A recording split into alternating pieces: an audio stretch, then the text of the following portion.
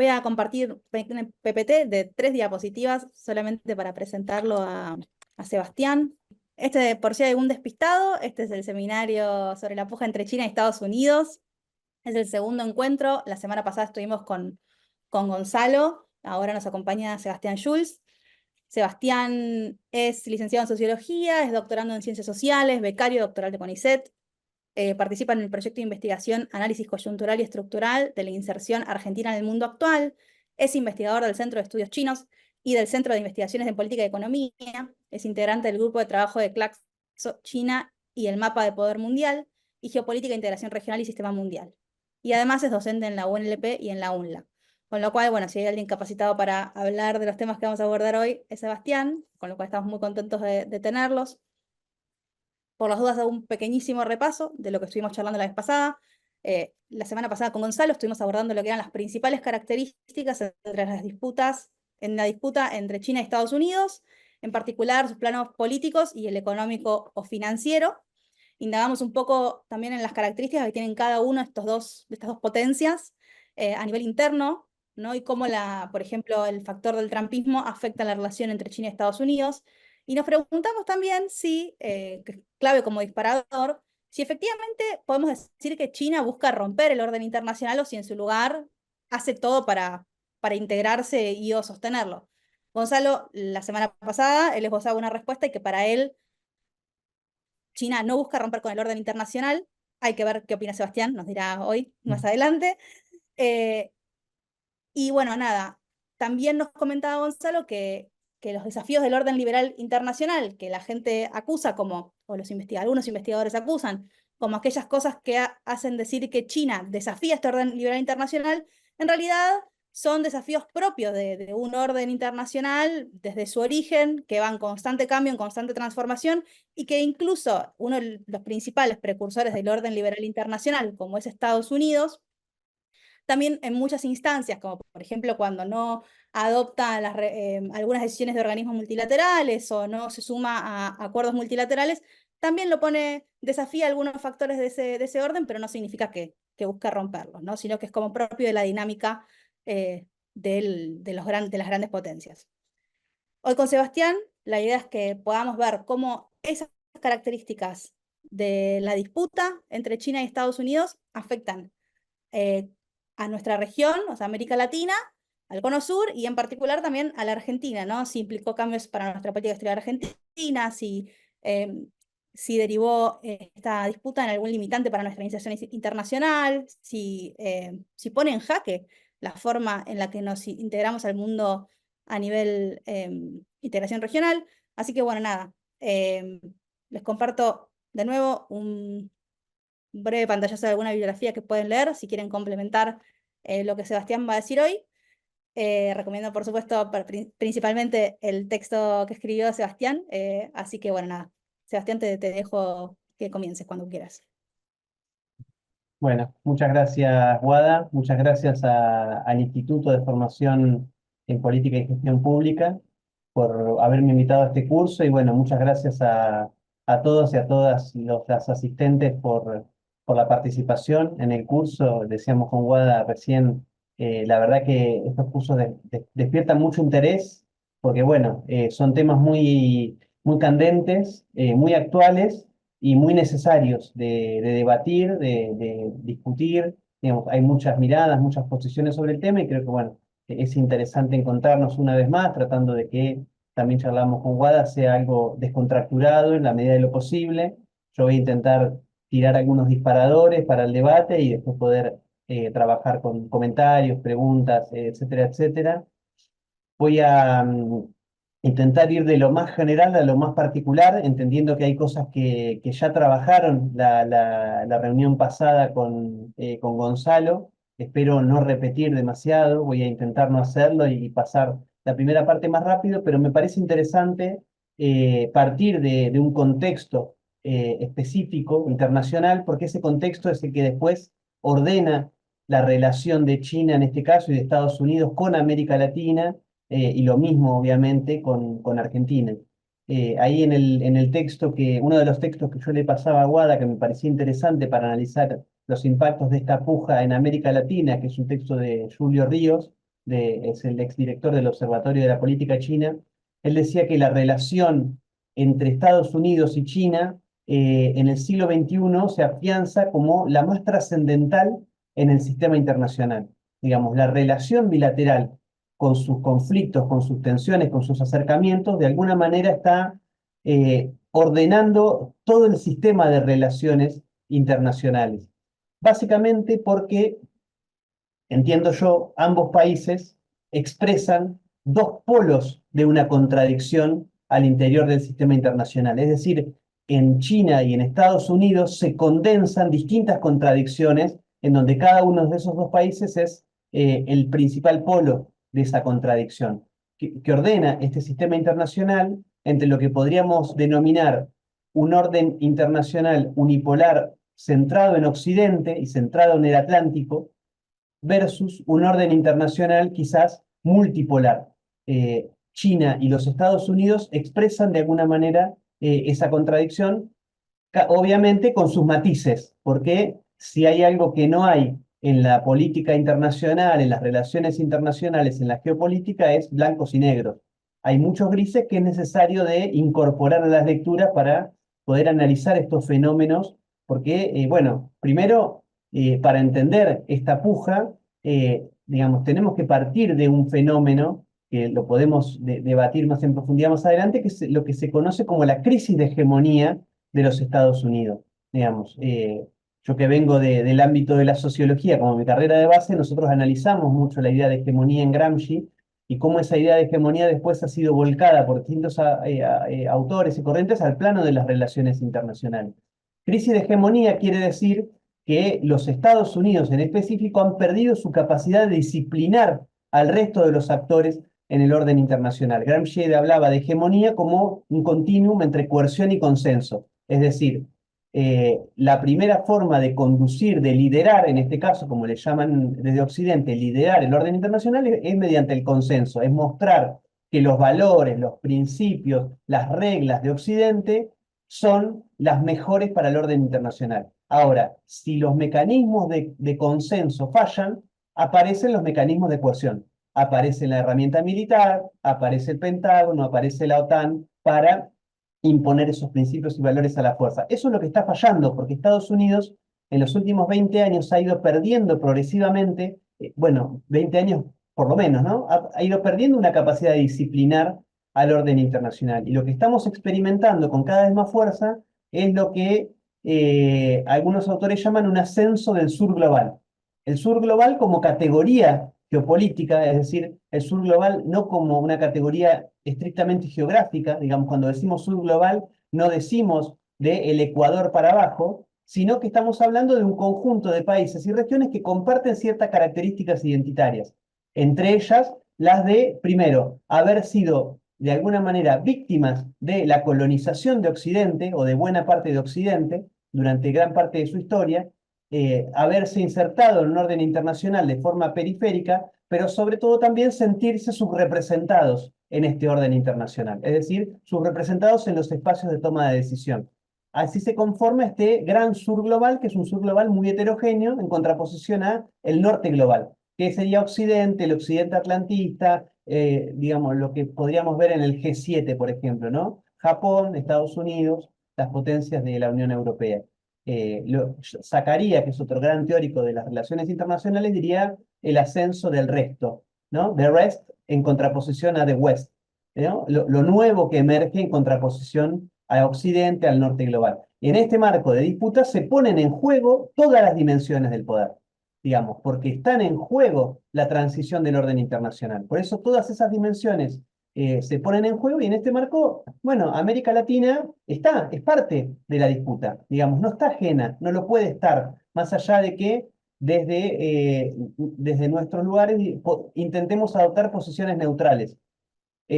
América Latina puede ser en esta crisis objeto de disputa, como lo es de hecho, porque América Latina hoy es objeto de la disputa, pero también puede ser sujeto de la disputa, es decir, participar activamente de este rediseño del orden internacional. Porque, a ver, América Latina tampoco se inserta en este orden internacional digamos, no se inserta desde ayer. América Latina ya es parte de esta disputa, por lo menos desde 1823, porque desde 1823 o incluso antes, con la doctrina Monroe de América para los americanos, América Latina es parte de la esfera de influencia directa de los Estados Unidos. Estados Unidos digamos, reclamó una primacía por sobre la región, intentando quitar del medio a cualquier otra potencia extrarregional. Y de hecho, Estados Unidos se constituyó como hegemón global en gran medida por tener un área de influencia prácticamente exclusiva. Digamos, es lo que hicieron Francia y Alemania con la Unión Europea, es lo que hizo la Unión Soviética con Europa del Este, lo mismo hizo los Estados Unidos con América Latina y el Caribe, constituirla como una esfera de Además, influencia. Sí, perdón. perdón, te interrumpo. Sí. Decías que América Latina es lugar de, o sea, objeto de disputa. Te pregunto, ¿a qué nivel es objeto de disputa en comparación con la relevancia geopolítica de otras regiones? O sea, ¿cuán objeto de disputa es? Porque me pregunto, ¿es igual que, por ejemplo, Medio Oriente? Intuyo que la respuesta es que no, pero bueno, eso.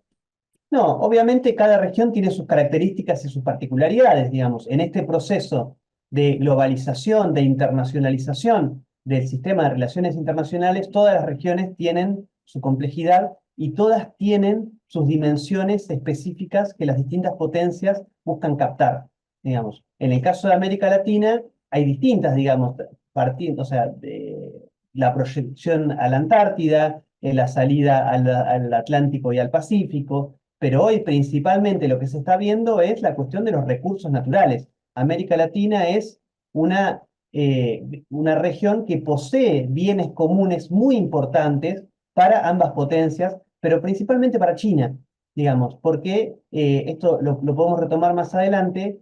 Hay algunos recursos que son estratégicos para el sostenimiento del ascenso chino que China no posee en su territorio como sí lo tiene Estados Unidos. A ver, por eso se dice muchas veces que América Latina y Estados Unidos son economías competitivas. Tenemos lo mismo. En cambio, China y América Latina son economías complementarias, porque China no posee en su estado, en su territorio, la capacidad de producción de alimentos para su población. No tiene, digamos, tiene 7%, entre 7 y el 11% de su tierra cultivable para alimentar a 1.400 millones de personas. No tiene alimentos, lo tiene que comprar, lo tiene que traer de afuera. América Latina, junto con otras regiones, pero no son muchas, es la principal región de producción de alimentos del mundo. Por eso América Latina se configura como estratégica para China. Lo mismo podemos decir de la energía, digamos, la principal reserva de petróleo está en América Latina, en la cuenca del Orinoco y en Venezuela, pero también los acuíferos, y hoy empieza a tomar cada vez más preponderancia el litio como un recurso estratégico para la fabricación de baterías, autos eléctricos, etcétera, etcétera. América Latina, digamos, es un actor muy importante en este sentido. Y también, obviamente, es un mercado para la economía norteamericana, las empresas norteamericanas, etcétera. Em, Ahora bien, esa esfera de influencia casi exclusiva que hablábamos antes de la doctrina Monroe, hoy está en disputa, digamos, por esto mismo. Digamos, hoy eso ya no es tan claro como era antes y América Latina ha empezado a tener muchas más relaciones con otros estados. Y en este marco aparece una pregunta para dejar picando, que quizás apareció la reunión pasada y que podemos debatir, es que si China será un nuevo hegemón, ¿no? China será un nuevo hegemón global, será un nuevo imperialismo. Bueno, son preguntas distintas, pero en relación a que si China se constituirá como un nuevo hegemón global, yo retomo algunos autores para pensar que la proyección de China va a ser distinta a la proyección de Occidente. Arrighi dice que, Giovanni Arrighi, un teórico importante de las relaciones internacionales, dice que China no puede constituirse como un hegemón global, no tiene los recursos que sostuvo Estados Unidos para constituirse con esa categoría. Otro gran geoestratega de la política exterior norteamericana, como Brzezinski, dice lo mismo en su libro El tablero de ajedrez global. Estados Unidos probablemente sea la única y la última superpotencia, porque no hay un país con capacidad de configurar no solo la moneda de reserva global como es el dólar, sino el inglés como el idioma oficial, imponer los valores nacionales como si fuesen los valores occidentales. Estamos ante el ocaso del último hegemón global, digamos. Ahora también, digamos, tenemos que discutir, charlar si esto realmente es así y bueno, qué implica y hacia dónde vamos, hacia dónde va el orden internacional. Em, en este marco, quizás esto algo charlaron con Gonzalo, vemos un orden internacional en crisis, pero también en transición, digamos, porque cuando hay crisis hay de alguna manera una especie de transición que implica a Estados Unidos, que implica a China y que implica otros actores, obviamente también a América Latina y el Caribe. Estamos sin dudas ante un proceso de transición en lo económico, digamos, porque China hoy ya es la primera potencia económica global medido en PBI, paridad de poder adquisitivo, y la segunda en PBI nominal, con proyección a configurarse como la primera. India también ha crecido en términos económicos, digamos, los BRICS ya han superado al G7 como economías más dinámicas. Estamos ante un desplazamiento del centro de gravedad de la economía mundial, desde las potencias centrales hacia las economías emergentes y en desarrollo, y esto es toda una novedad porque hoy los centros más dinámicos de acumulación se están trasladando desde Occidente hacia otras regiones. Y esto es un proceso complejo que también después lo podemos charlar.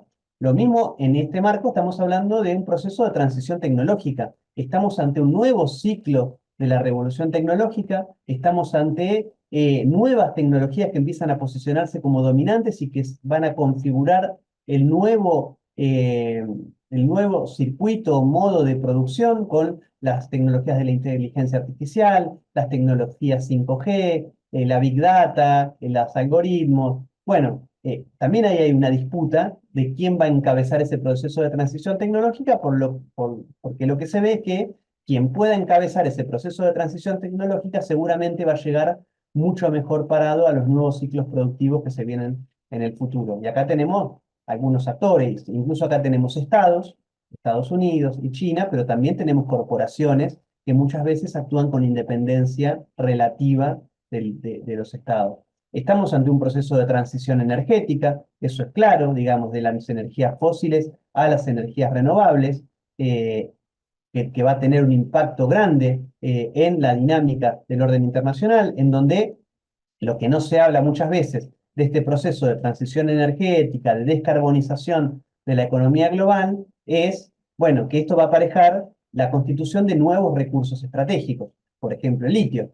El litio es clave para este proceso de transición energética. Ahora, extraer el litio de los salares, ¿eso no contamina el ambiente? Digamos, bueno, muchos de esos recursos estratégicos están en América Latina y el Caribe. Por eso, acá retomo también a una gran geopolitóloga brasilera, Mónica Brugman, que dice, ojo, que América Latina no se convierta en el gran cantero de esta revolución ecológica encabezada por China, Europa y los Estados Unidos. Un proceso de transición geopolítica en donde el epicentro del centro de gravedad geopolítica se traslada desde el Atlántico hacia el Pacífico, con China, la India, Japón, Rusia, Corea del Sur, un proceso de transición estrictamente política con el ascenso del sur global y un proceso de transición en clave cultural, civilizatoria, en donde ya el sistema mundo moderno occidental se ve en crisis porque no tiene ya la capacidad de proponer una, un futuro aceptable para la humanidad y empiezan a emerger nuevos valores, nuevas cosmovisiones que empiezan a plantear modelos distintos a los planteados por Occidente. Em, Sebas, perdón, sí, pregunta operativa. Consultan en el chat si puedes repetir los nombres de los autores que mencionaste al principio, que hablan de cómo China no podría ascender como hegemón. ¿Cuáles son esos autores? bueno, digamos, uno de los que nombré, Giovanni Arrighi, en su libro Adam Smith en Pekín, él incluso cuando habla de digamos, la arquitectura monetaria y financiera, cuando él habla de la crisis del dólar, habla de que no vamos a, o sea, el dólar progresivamente va a estar en crisis, va a ir perdiendo peso, pero no vamos a un posicionamiento de, por ejemplo, el yuan como nueva moneda que sustituya al dólar como moneda hegemónica, sino a una especie de canasta multimonedas que, bueno, está por conformarse, pero que China no tiene la capacidad de imponerse en este sentido. Y el otro que yo retomaba antes es Brzezinski, que en su libro el tablero de ajedrez global dice algo parecido en relación a todos los otros resortes del poder que configuran un actor como hegemónico. La cuestión económica, la cuestión institucional, la cuestión política. em, Después puedo dejar ahí los nombres en el chat. Eh, Incluso Arrighi, Recién los escribí, no te preocupes. genial. Eh, Arrighi en este libro, Adam Smith en Pekín, habla de que lo que estamos experimentando es una especie de nueva gran divergencia.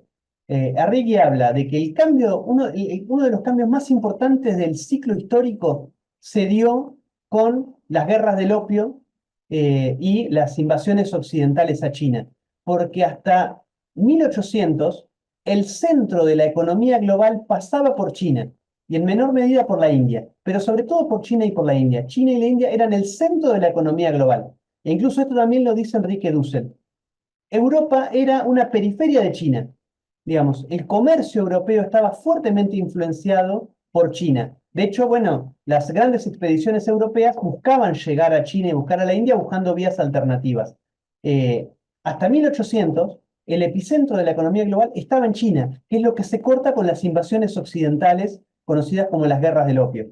Cuando Occidente invade China y la somete al yugo capitalista, al yugo occidental, experimentamos una gran divergencia histórica, que es la caída de China, que es un país que pasó de ser el centro de la economía mundial a un país con más del 90% de población pobre y una economía ruralizada.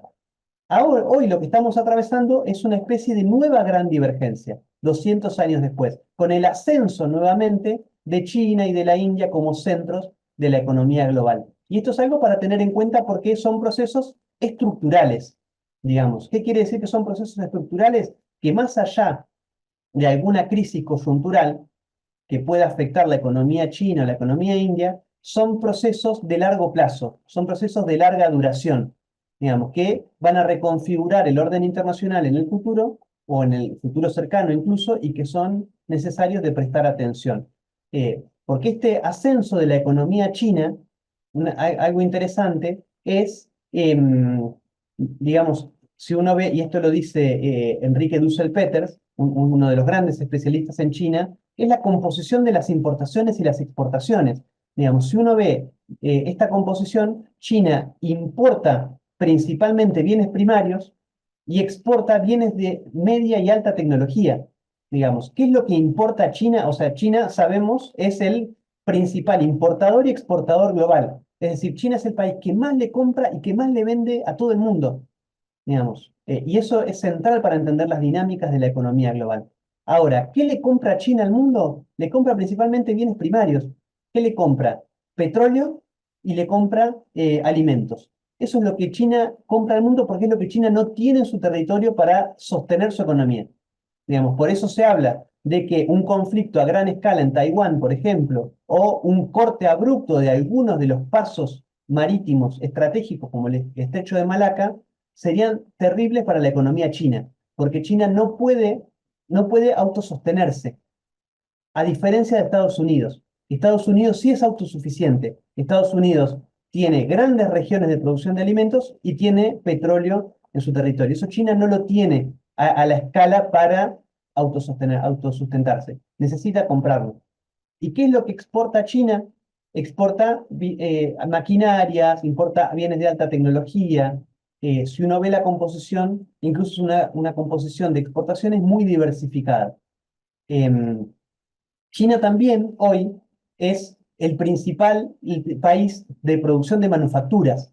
Digamos, China produce bienes industriales. China incluso produce manufacturas mucho más que Estados Unidos, Alemania y Japón juntas. Digamos, por eso se habla de que China es el motor industrial del mundo, o la fábrica del mundo, porque China hoy se ha posicionado como el país que más manufacturas fabrica, Y el dato interesante es que la composición de esa manufactura ha cambiado, digamos. China en los años 80 y los años 90 producía bienes de bajo valor agregado y de baja calidad, y hoy produce bienes de media y alta tecnología, y de la tecnología incluso mucho más avanzada que en Occidente en muchos casos. También China hoy ya es el país con más empresas dentro de las 500 más grandes del mundo. Es decir, si uno ve el ranking que elabora la revista Forbes de las empresas más grandes del mundo, China hoy es el país que más empresas tiene. Y el dato importante es que eh, la mayor parte de las empresas más grandes de China son propiedad estatal, a diferencia de los Estados Unidos, que son mayoritariamente privadas. E incluso las chinas principalmente son energéticas, son petroleras, son de energía eléctrica, mientras que las occidentales principalmente producen servicios, como Walmart, productoras de seguro de salud, entre otras empresas. Em, Incluso para sumarle a esto, China es el país hoy que más solicita patentes frente a la Organización Mundial de Patentes, es decir, China está a la vanguardia de la innovación tecnológica global por sobre los Estados Unidos, y es un dato a tener en cuenta porque hoy China es el centro de la innovación, sobre todo en lo que tiene que ver con el 5G, en este caso particularmente Huawei. Huawei es, junto con ZTE, son las empresas que son, a su vez son empresas tecnológicas que más patentes están solicitando a la OMPI, a la Organización Mundial de Propiedad Intelectual, lo que habla de que estas empresas están a la avanzada de la innovación por sobre las estadounidenses.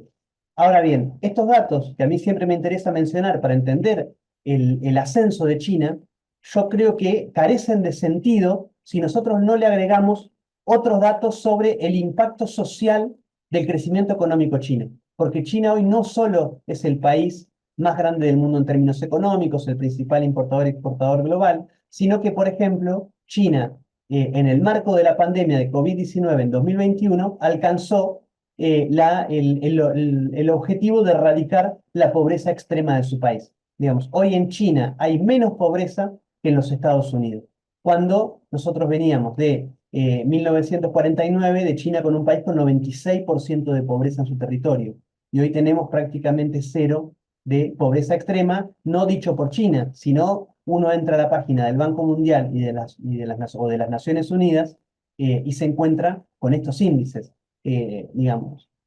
Por otro lado, otro dato interesante, la esperanza de vida al nacer. En el marco de la pandemia de COVID-19, China superó a los Estados Unidos en esperanza de vida al nacer. Hoy un niño o una niña que nace en China tiene más esperanza de vida que un niño o una niña norteamericano. Digamos, y eso creo que son datos a prestar atención. Em, por otro lado, también la tasa de mortalidad infantil, donde también China ha alcanzado a los Estados Unidos en este índice. Es decir, China no solo es una gran economía en crecimiento, sino que, digamos, está alcanzando datos muy interesantes en índices sociales. Ya voy.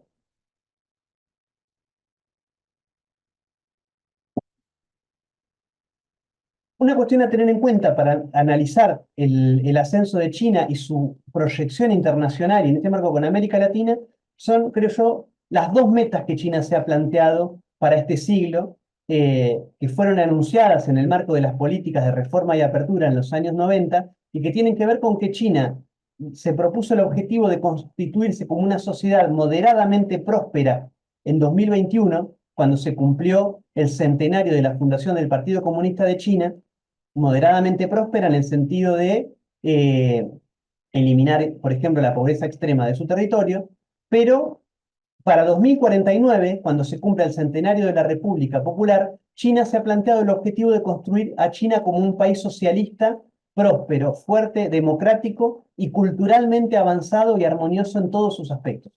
Digamos, es decir, China para 2049 aspira a ser líder global en las distintas dimensiones del poder. Por eso China hoy se considera incluso un país en desarrollo. Si uno busca los documentos de China de política exterior, China se considera como el país en desarrollo más grande del mundo.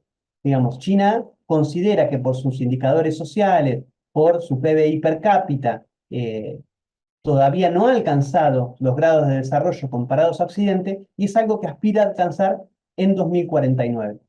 Ahora, para alcanzar ese nivel de desarrollo, Entre otras cuestiones, hay un ítem que me interesa mencionar, que es Taiwán. Digamos, un ítem importante de la política exterior china y que China aspira a resolver antes de 2049 su proceso de reunificación territorial. No hay posibilidad de una China fuerte, próspera, avanzada, sin una reunificación territorial completa. Por otro lado, a partir de 2018, China se ha planteado, bajo la presidencia de Xi Jinping, un nuevo concepto de desarrollo distinto al que llevó durante la época de los 80 y los 90, digamos, en lo que se conoció como el enfoque PBIsta, es decir, un enfoque centrado en el crecimiento económico basado en los altos índices de crecimiento de su PBI, ¿no? Las famosas tasas chinas del 10-14% de crecimiento económico durante más de 20 o 30 años.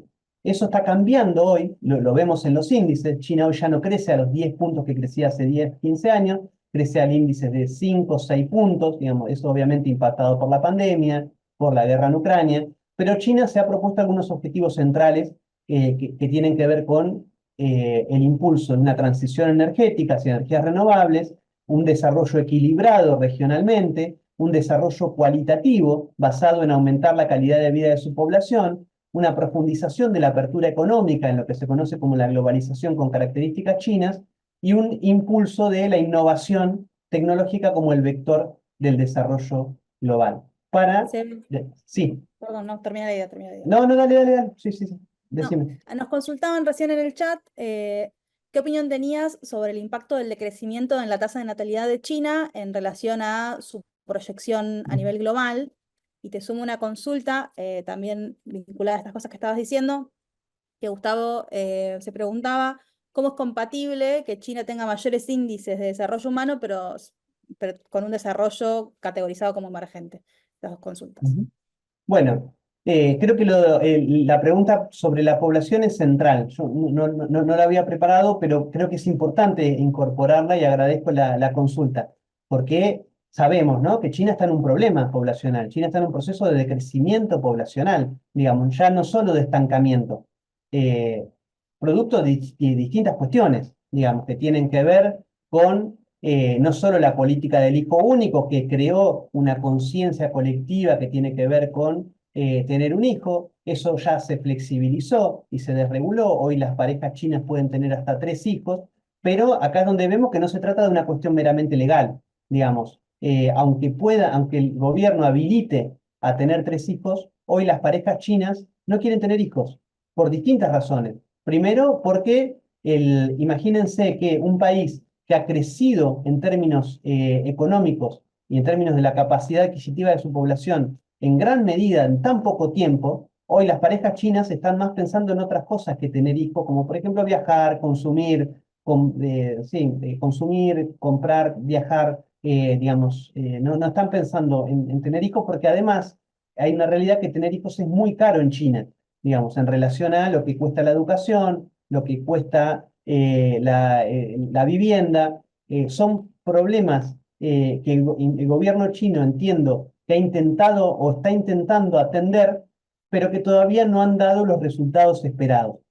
Por lo menos, yo lo he visto cuando se publicaron los datos del censo del 2020, hace 4 años, en donde apareció de repente este problema del estancamiento poblacional de China, y en donde lo que decía el gobierno es que varias cosas que me resultaban interesantes para poner sobre la mesa, digamos, no porque sea mi opinión, sino por lo que fue publicado por la Oficina de Población de China.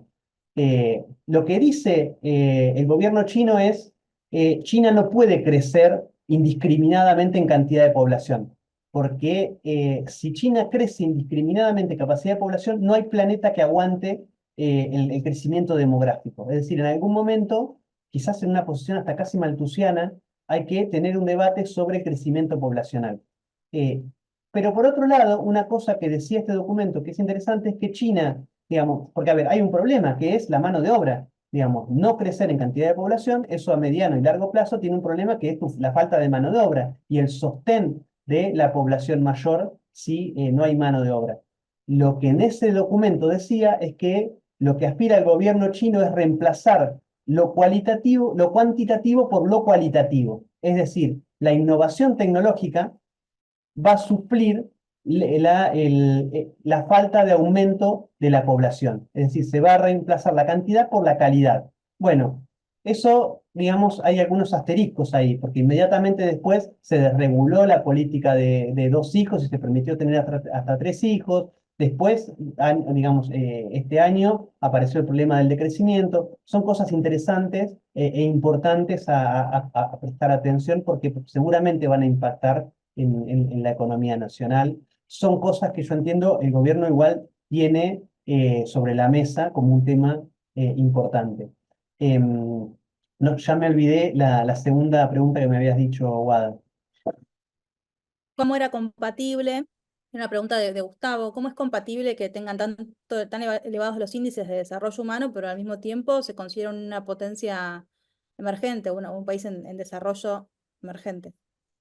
Bueno, porque, por ejemplo, si uno ve algunos datos, como por ejemplo el coeficiente de Gini, o ve como por ejemplo el PBI per cápita, China aún está muy lejos de las potencias desarrolladas, las llamadas potencias desarrolladas.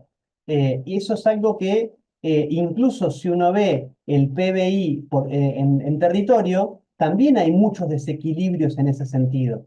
Digamos, por ejemplo, más allá de que China es el primer PBI global, el 90% de ese PBI está concentrado en las regiones costeras, digamos.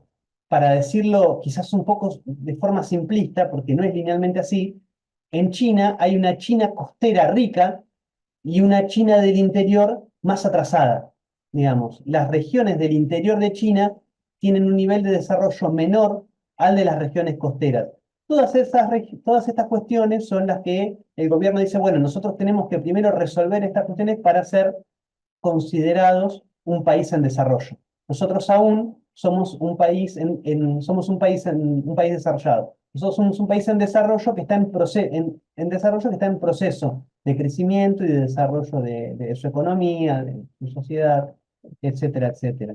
Que es un poco lo que plantea Xi Jinping cuando habla del sueño chino, digamos, esta idea de sueño chino que consiste en, bueno, construir esta China socialista, moderna, próspera, fuerte, culturalmente avanzada, armoniosa, eh, pero en la cual es un sueño chino que está muy vinculado con el orden internacional, digamos, porque según la visión china, no hay posibilidad de constituir un sueño chino si no hay un entorno internacional pacífico y un orden internacional estable.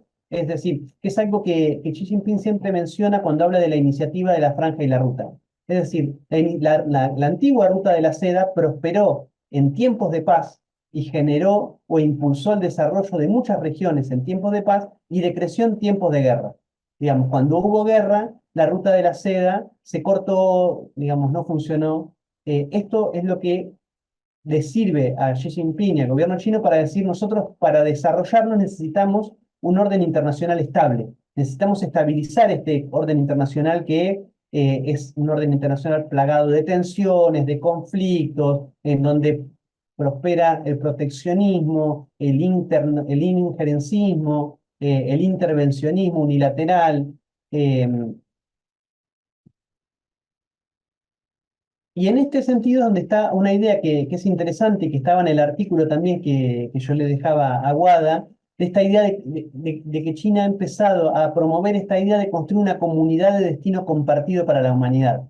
Es un concepto que hay que prestarle mucha atención porque, digamos, si bien no es nuevo, es un concepto que ya tiene 10 años, digamos, fue más, 11 años, fue presentado por primera vez en 2013, recién en los últimos años empezó a ganar trascendencia más pública, mediática, porque es de alguna manera, en términos filosóficos, el orden internacional que está promoviendo China, de pensar al orden internacional como una comunidad de intereses, una comunidad de sentidos, en donde hay un destino compartido, es decir, en donde las acciones de uno repercuten en las acciones del otro, esta idea de humanidad, de poner al ser humano en el centro de las políticas, que bueno, también retoma muchas ideas de la cosmovisión china, como la idea de armonía, la idea de todo bajo el cielo, el Tianxia, la idea de diálogo de civilizaciones. son conceptos a prestar atención porque también aparecen en los discursos públicos, en los debates, etcétera, etcétera. Voy más rápido, así damos un cierre a esto y llegamos. Quería hablar un poquito de esta idea de globalización con características chinas, o bueno, un poco presentar algo en relación a la iniciativa de la Franja y la Ruta, pero voy directamente y lo retomo acá cuando hable de esta vinculación cada vez más fuerte entre China y América Latina. Yo entiendo que hay un par de puntos que son centrales para entender, o por lo menos para analizar, la vinculación cada vez más fuerte entre China y América Latina. La cuestión Taiwán, la iniciativa de la Franja y la Ruta, la cuestión de las inversiones, el comercio bilateral, los tratados de libre comercio, el foro China-CELAC y los libros blancos, y la visión de China en los conflictos regionales. La cuestión Taiwán es central, digamos. Taiwán es una línea roja, lo que se llama una línea roja en la política bilateral con China. Es decir, sin querer meterme de lleno en explicar la cuestión Taiwán, porque creo que nos iríamos de tiempo, eh, China aspira a la reunificación territorial y para eso la cuestión Taiwán es central. Digamos, hoy, incluso, para que nos demos una idea, hay 12 países del mundo que reconocen que Taiwán o que los rebeldes de Taiwán es la legítima China, digamos, que los gobernantes de Taiwán son la legítima China y que fueron expulsados por los comunistas en el 49, pero que Taiwán es la verdadera China. Hay 12 países del mundo que reconocen eso, de los cuales 7 están presentes en nuestra región. 7 son de América Latina y el Caribe, de los 12, digamos, Belice, Guatemala, Haití, Paraguay, San Cristóbal y Nieves, Santa Lucía, San Vicente y las Granadinas. Y después tenemos Eswatini en África, Ciudad del Vaticano y 3 islas de Oceanía. El grueso del reconocimiento internacional de Taiwán viene de América Latina y el Caribe. Por eso la articulación de China con la región es central, porque la reunificación territorial va a depender, entre otras cosas, pero en una medida importante también, en que Taiwán pierda el reconocimiento diplomático que todavía le queda. E incluso China ha avanzado mucho en América Latina, porque han sido muchos los países que han dejado de reconocer a Taiwán y han establecido relaciones diplomáticas con China de nuestra región. Tenemos los casos más recientes de Honduras, de Nicaragua, El Salvador, República Dominicana, Panamá, Costa Rica. Digamos, son países que reconocían a Taiwán y que han pasado a reconocer a China. La cuestión Taiwán es central en la relación con la región. Sebastián, Sí. perdón, ahí aprovecho y te me echo con una consulta que había hecho Manuel en el chat, que es un poco polémica, pero capaz sirve para contextualizar este tipo de relación entre la región y China que vos estás describiendo. Él preguntaba qué posibilidad ves de que China se expanda de modo imperialista mediante créditos de infraestructura cuya garantía sean los recursos naturales de los países más necesitados, como en la región nuestra. Y ahí creo que podría estar vinculado con lo que vos estabas planteando, ¿no? ¿De qué manera China consigue estos apoyos para que se reconozca a Taiwán como parte de su territorio? Y si esto está vinculado con proyectos de infraestructura o con qué está vinculado. Bueno, es que, a ver, creo que hago la pregunta inversa para ir hacia la pregunta que me hacía el compañero o compañera. Eh, ¿Por qué un país reconocería a Taiwán como la legítima China? Digamos, en todo caso, con qué argumento histórico y con qué incentivo económico? Digamos, hoy no hay ni un argumento histórico para decir Taiwán es la legítima China, ni tampoco hay un incentivo económico, porque el incentivo económico que podía llegar a haber en los años 80 y en los años 90, eso ya no existe, digamos. Hoy China es la principal economía global, es la principal comprador, vendedor de bienes, es uno de los grandes inversores, no el primero y no el segundo, digamos, los grandes inversores en América Latina siguen siendo los Estados Unidos y sigue siendo la Unión Europea, y muy por detrás viene China. Pero, digamos, hoy el incentivo para reconocer a Taiwán en gran medida está ligado a las presiones de los Estados Unidos. Digamos, Estados Unidos que dejaron de reconocer a Taiwán en la década de los 70 por una cuestión táctica y pasaron a reconocer a China, pero, digamos, muchos países de la región, por presiones norteamericanas, se vieron obligados a sostener su relación con Taiwán. Eso está cambiando, digamos. Yo creo que el cambio de reconocimiento diplomático ha cambiado básicamente por la poca capacidad de los Estados Unidos de disciplinar a los países de la región, digamos. Ahora bien, es cierto que hay una cuestión de incentivo económico, porque, digamos, China tiene la decisión de aquellos países que no tienen relaciones diplomáticas con la República Popular de no comerciar, o sea, no invertir, no comerciar, es decir, vos no me reconoces a mí como país, yo no voy a comerciar con vos, no voy a tener ningún tipo de relación, porque vos tomás la decisión de no reconocerme. Por eso es cierto que hay un incentivo económico, lo vimos en los casos de Honduras, en los casos de Nicaragua, El Salvador, Panamá, entre otros. Y ahí, Perdón. no, no, gracias por la explicación. Y ahí Rodolfo y Mariano hacen un poco más de hincapié, volviendo al tema Taiwán, ¿no? También, pero en particular pensándolo desde Argentina, preguntan, ¿cómo ves el acercamiento que tuvimos hace unas semanas atrás entre Argentina y Taiwán? O sea, ¿cómo se enmarca esto en este contexto que estás describiendo? Y después Mariano consulta, ¿por qué no se reconocen a las dos Chinas sin hacer detrimento a otro? Básicamente porque desde 1992, arranco por la segunda, hay un acuerdo, o sea, tanto los gobernantes de China como, y esto hay que hacer una excepción, la mayor parte de los gobernantes de Taiwán coinciden en una cosa, que es que hay una sola China. Taiwán es parte de China, digamos, salvo en los últimos años el Partido Progresista Democrático, muy apoyado por los Estados Unidos, que está empezando a plantear la idea de independencia de Taiwán. En general, el establishment económico y político taiwanés coincide en que hay una sola China. Lo que está en discusión es cuáles son los legítimos gobernantes de esa China, digamos.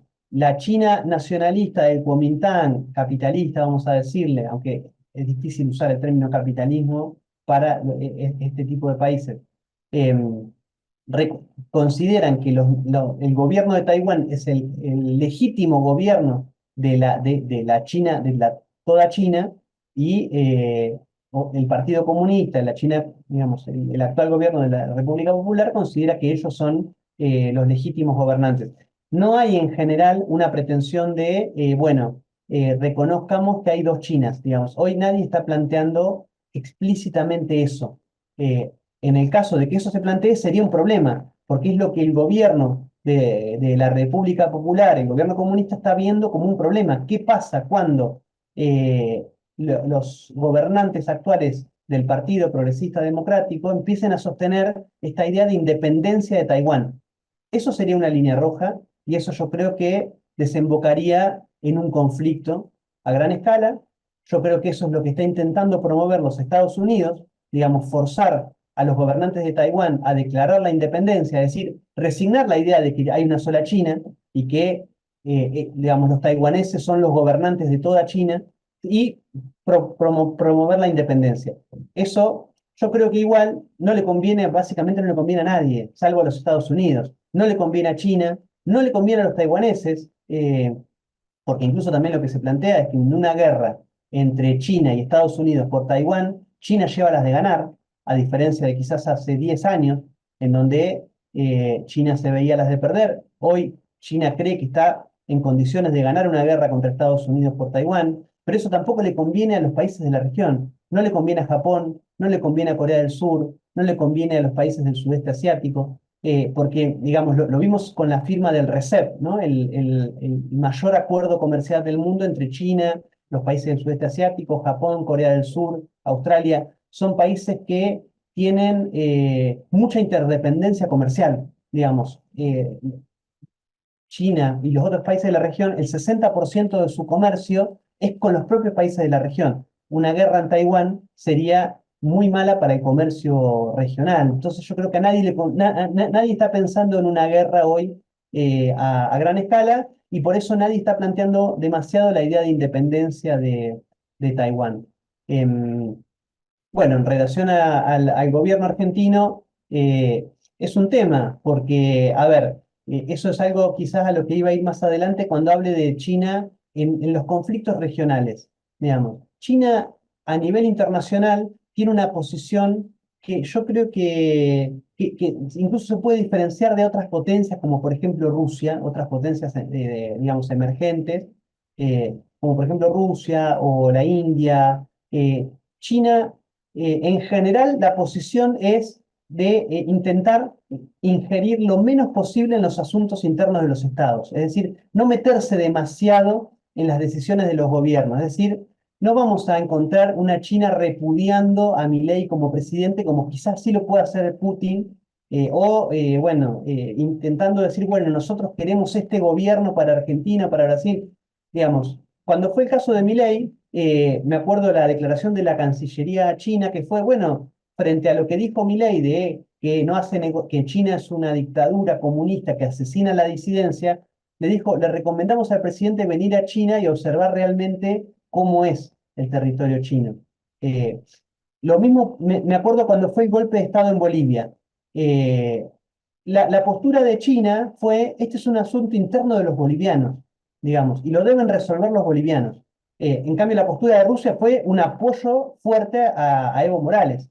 Lo mismo con Bolsonaro, digamos. China intentó llevar una relación, eh, digamos, obviamente de tensión, pero ir llevando la relación, ir administrando la relación con Bolsonaro. Me acuerdo también cuando fue el conflicto en Venezuela con la Asamblea Nacional y la autoproclamación de Guaidó, que la postura, por ejemplo, de Rusia fue incluso enviar buques a Venezuela. La postura de China fue, esto es un asunto interno de los venezolanos que deben resolver los venezolanos. Ahora, hay una línea roja, que es Taiwán. Digamos, si un país de alguna manera genera un acercamiento a Taiwán, eso genera un rechazo de la diplomacia china y una advertencia de ojo con lo que van a hacer. Que, a ver, es parecido quizás a lo que haríamos desde Argentina, por ejemplo, si un país decide tener un acuerdo comercial bilateral con Malvinas. Digamos, si viene, por ejemplo, Uruguay y dice yo voy a establecer una alianza con los Kelper de Malvinas. Bueno, eso va a generar un rechazo, o por lo menos no sé ahora, pero en otro momento, de la diplomacia argentina. Bueno, la cuestión de Taiwán es parecida. La China continental considera que Taiwán es parte de China, es una provincia de China, que está ocupada por rebeldes. Entonces, si uno quiere tener relaciones con Taiwán, primero debe generar el contacto con la China continental, no tener vínculos directamente con Taiwán. Creo que eso, de alguna manera, la posición del gobierno argentino generó una especie de, bueno, no, una especie no, generó un malestar mucho más que paralizar una represa en el sur, mucho más que decirle con dictadura asesina a China, mucho más que la salida del BRICS. La cuestión Taiwán es un tema a considerar. Em, por otro lado, yo creo que un tema a prestar atención es la cuestión del comercio bilateral. Creo que es un tema importante porque el comercio bilateral es un comercio, que hay que decirlo, es un comercio prácticamente de una relación centro-periferia. Digamos, la América Latina exporta a China prácticamente en su totalidad bienes primarios. Digamos, si uno ve los principales socios comerciales de China en América Latina, de Brasil, China le compra hierro, le compra petróleo y le compra soja. Digamos, eso explica casi el 70-80% de sus importaciones. De Chile, cobre expresa casi el 75% de las importaciones de China. En el caso de Argentina, soja y carne, junto con algún otro, como puede ser sorgo o cebada, es prácticamente el 85% de las cosas que Argentina le vende a China. En el caso de Perú es igual, cobre, hierro. En el caso de Colombia, petróleo, casi el 75%. Bueno, eso es algo para trabajar y eso es algo que la región en muchas ocasiones le ha planteado a China. Por ejemplo, en el foro China-CELAC o en los memorándum de entendimiento en el marco de la Ruta de la Seda. Hay que diversificar y equilibrar la balanza comercial con China porque es un problema. Y a la inversa, lo contrario, digamos, América Latina le compra a China prácticamente en su totalidad bienes de media y alta tecnología. China además tiene tratados de libre comercio o tratados comerciales, porque no son exactamente iguales a los tratados como era en su momento el ALCA o otros tratados de libre comercio impulsados por los Estados Unidos, pero China ha impulsado tratados de libre comercio con Costa Rica, con Chile, con Perú, con Ecuador, con Panamá, con Nicaragua, prácticamente todos países de la costa del Pacífico, porque China le da gran importancia a los países de la costa Pacífico, de América Latina, tiene tratados de libre comercio en negociaciones con Honduras, con El Salvador. Uno pregunta, ¿no? Que siempre aparece, ¿por qué no con el Mercosur? ¿Por qué no hay un acuerdo de libre comercio entre China y el Mercosur? No es por el rechazo de Brasil, no es por el rechazo de Argentina. El único motivo, o por lo menos hasta antes de mi ley, el único motivo por lo que no hay un acuerdo comercial entre China y el Mercosur, como lo plantea Uruguay y lo ha planteado, es por Paraguay. Digamos, Paraguay es la razón por la que no hay un tratado comercial entre China y el Mercosur, porque Paraguay no reconoce a la República Popular China, reconoce a Taiwán. Y China tiene la decisión de no hacer acuerdos ni tratados con países que reconozcan a Taiwán. Eh, China tiene dos libros blancos, es decir, dos documentos de Estado para América Latina y el Caribe. Tiene uno publicado en 2008 y uno publicado en 2016, en donde conceptualiza la relación con América Latina y el Caribe. Tiene además un foro de cooperación con la CELAC, porque creo que esto es interesante. China tiene una decisión de cooperar con América Latina y el Caribe como región, digamos, integralmente. Y para China, el espacio de organización, el espacio de cooperación e integración de referencia en la región no es la OEA, no es la UNASUR, no es la Alianza del Pacífico, es la CELAC. Digamos, China referencia a la CELAC como la organización para articular. Luego de la crisis de la CELAC, a partir de 2015, ese foro se cortó. Este año se están cumpliendo 10 años desde el primer foro China-CELAC. Hay una decisión de China de llevar adelante un reflote del foro. Hay que ver cómo eso se da con el tiempo. Em, para ir terminando y dejar paso a las preguntas, creo que siempre me gusta retomar una frase de Napoleón, que es bastante conocida, que la dijo en 1800, hace 220 años, que decía, dejar que China duerma, porque cuando despierte el mundo temblará, ¿no? Una frase que decía Napoleón sobre China. A mí me resulta interesante porque básicamente dejar que China duerma omite una cosa, que es que China no se durmió porque quiso. China se durmió porque la durmieron a cañonazos. Digamos, China era el epicentro del mundo hasta que llegaron las potencias occidentales y la sometieron a la República Popular China. Y esta idea occidental también de que cuando China despierte el mundo va a temblar.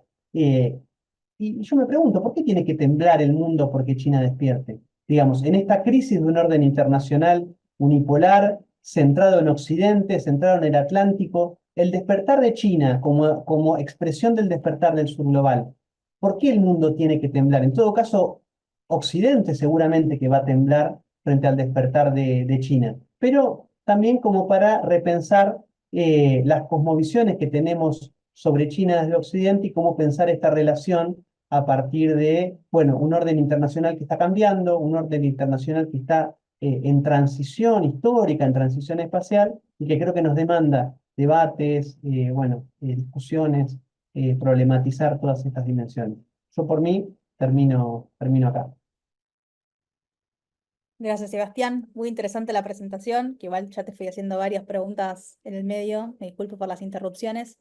Acá tenemos una consulta de Franco que pregunta en relación a nuestro vínculo de Argentina con China, si crees que la salida de Argentina de los BRICS o la no entrada de Argentina en los BRICS, en conjunto con las declaraciones que estuvieron haciendo sobre Taiwán y también sobre los demás países, lo que está pasando en Ecuador, en Colombia, en Brasil o en Rusia, si eso va a deteriorar a un extremo nuestro vínculo con China o si va a pasar de largo. Bueno, a ver, es un tema que sin dudas va a tener consecuencias, porque no es gratis. Primero, no es gratis que te inviten a este tipo de foros. Recordemos que había 40 países con solicitudes para ingreso al BRICS, que a ver, el BRICS es un bloque que también es clave, digamos, por distintas razones, porque ahí incluye a las principales potencias y economías emergentes, porque están ahí nuestros principales socios comerciales, pero sobre todo yo entiendo porque es el bloque que hoy está eh, delineando la arquitectura de gobernanza global post-occidental. Es en el BRICS donde se están dando esos debates Y por eso también la decisión de los 5 países de ampliar esa mesa. Es decir, bueno, si nosotros queremos realmente ser expresión de un rediseño, ampliemos la mesa, incorporemos nuevos países. Había 40 países que querían entrar y Argentina consiguió esa invitación por 2 cuestiones. Primero, por la diplomacia argentina que se movió para primero realizar la invitación y que esa invitación sea aceptada. Pero también por el aval y la aceptación del resto de los países de que, bueno, Argentina tiene que entrar por sobre otros 35 países que están en lista de espera para entrar, digamos. Y eso, a ver, la decisión de aceptar 6 por sobre el resto de los 35, no es que se de un día para el otro. Generó muchos debates, muchas discusiones, por qué no entró Turquía, por qué no entraba Indonesia, por qué no entraba Pakistán, por qué sí Argentina y no otros países que también querían entrar, como Bolivia, como Venezuela, como Nicaragua. Bueno, creo que en América Latina es claro el peso de Argentina en la región. Ahora, Argentina toma la decisión de, bueno, se hizo todo ese esfuerzo, se dieron todas esas negociaciones, me invitaron, ahora digo que no. Bueno, yo creo que eso va a tener consecuencias, no sé si tanto de la parte china, porque China está convencida que Argentina debe ser parte del BRICS. Ahora, Argentina debe, para volver a entrar, volver a andar un camino para conseguir esa invitación, porque ahora Argentina queda en la lista de espera de otros 35 países que están en un segundo turno. Recordemos, este año hay nuevamente cumbre del BRICS en Rusia, hay una promesa de seguir discutiendo la ampliación del bloque. Argentina, con el gobierno de Milei, no creo que le interese participar, pero es algo que va a volver a llevar su tiempo si Argentina, en un hipotético otro gobierno, quiere volver a integrar el bloque. Sí, bien, buenísimo, clarísima la respuesta. Hay otra consulta un poco más operativa. Acá Agustín te pregunta si tenés autores, bibliografía o artículos que recomendás para ver datos y referencias a cómo China alcanzó o superó a Estados Unidos en producción industrial y cómo Estados Unidos se certificó tanto en términos comparativos, en materia de innovación, en indicadores sociales y en calidad de vida. Bueno, sí, a ver, los datos duros existen y están publicados por el Banco Mundial, están publicados por las Naciones Unidas. Hay una página también que es muy interesante, que es el Observatorio de Complejidad Económica, que es el que compila los datos sobre importaciones y exportaciones por país. Eh, digamos, son datos muy importantes a tener en cuenta. Digo, por no mencionar los datos que emergen desde la propia China, del Ministerio de Producción o Ministerio de Infraestructura, y quizás son de más difícil acceso. Pero, digamos, como datos duros, y bueno, y después hay toda una bibliografía académica, digamos, algunas de las cuales fueron las que yo te pasé a vos. Creo que Julio Ríos hace un laburo muy interesante en ese sentido, lo mismo Enrique Dussel-Peters.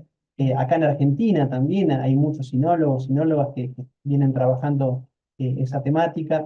Creo que después, en todo caso, puedo sistematizar un poco más y enviarte para que compartas. Súper, sí. Hago una última pregunta que me pareció muy buena y vamos cerrando.